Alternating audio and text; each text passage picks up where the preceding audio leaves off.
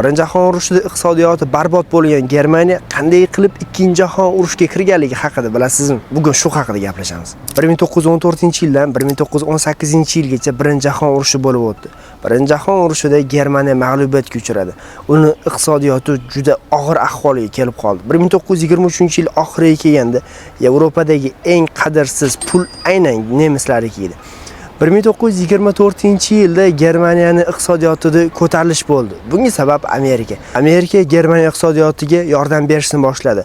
Buni Charles Dawes ishlab chiqqandi. Bu reja Dawes rejasi nomi bilan kirdi. 1924-yildan boshlab Amerika endi Germaniya uchun yiliga 1 milliard dollar yordam beradigan bo'ldi.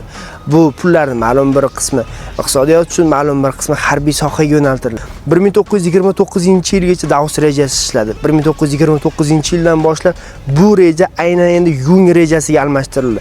Dunyoda iqtisodiy inqiroz boshlangan bir paytda Amerika Germaniya uchun 1,5 milliard dollar atrofida yordam bera boshladi.